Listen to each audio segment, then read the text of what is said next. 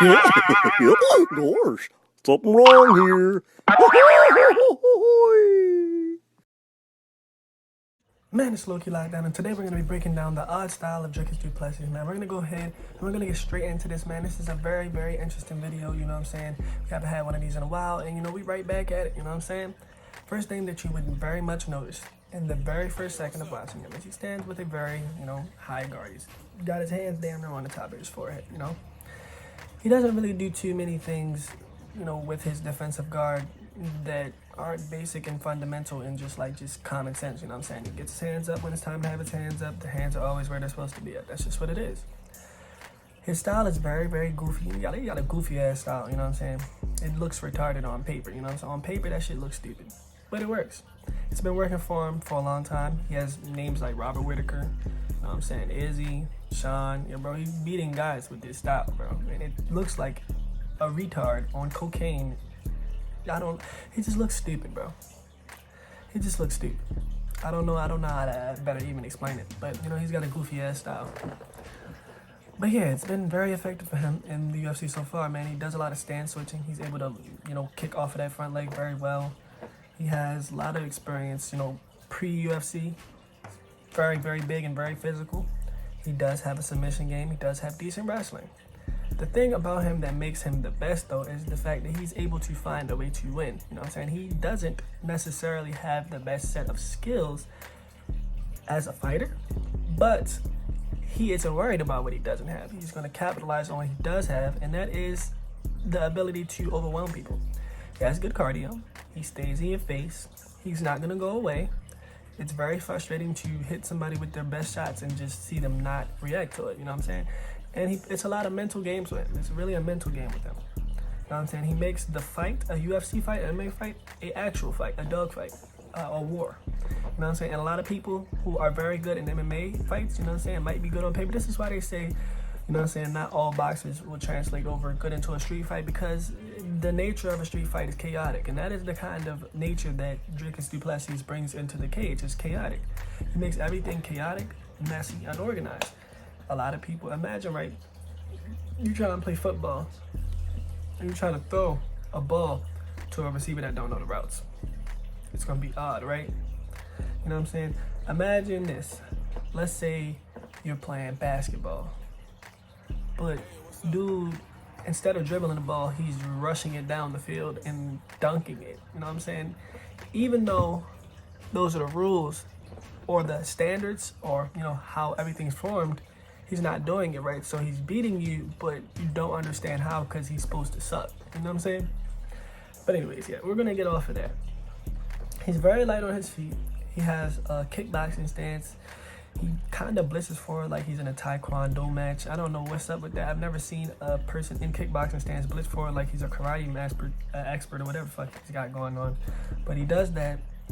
He's very, very agile.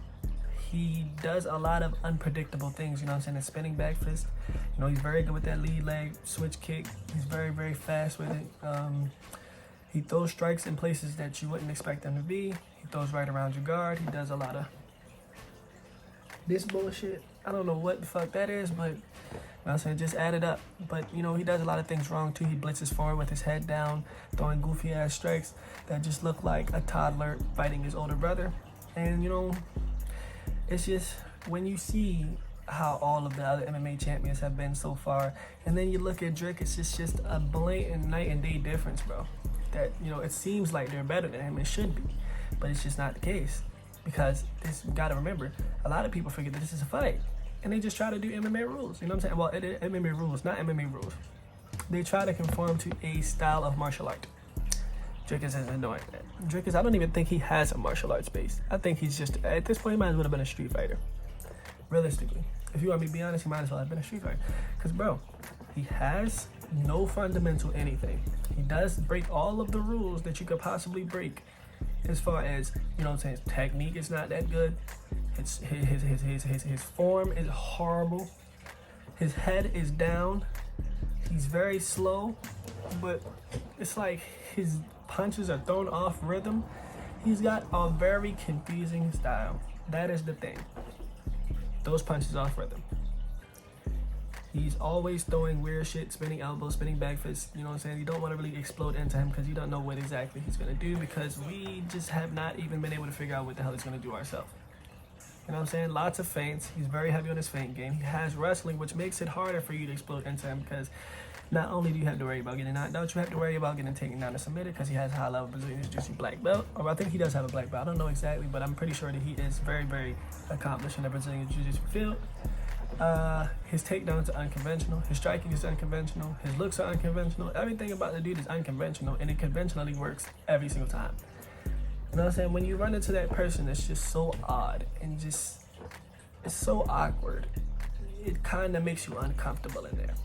And when you're uncomfortable and you're not used to a scenario, it might just be harder for you to adapt to that. You know what I'm saying?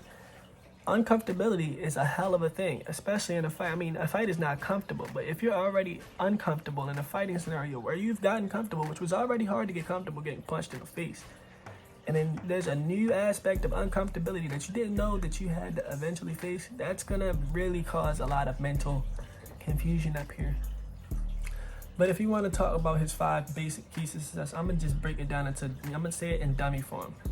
Pressure, pace, his cardio, he's tough as nails, he finds a way to win, and he misses his martial arts.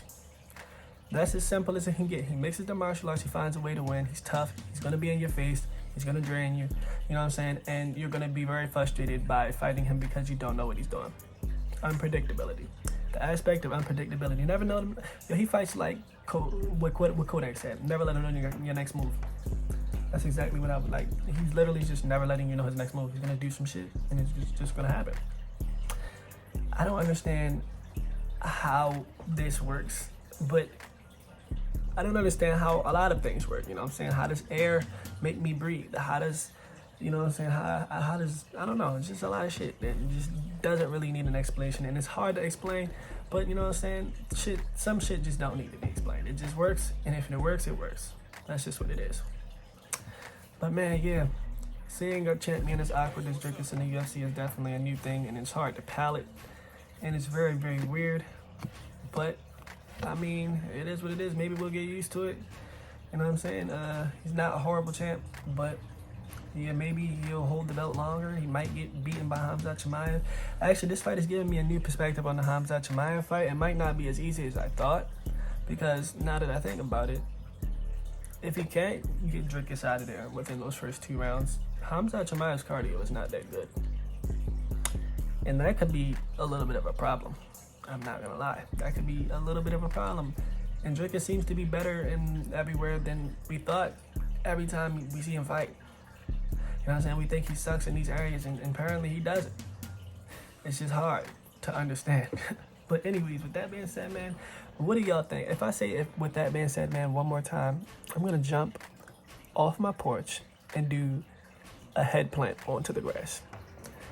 But anyways, man, damn, I was just about to do it again. All right, man, we out, bro.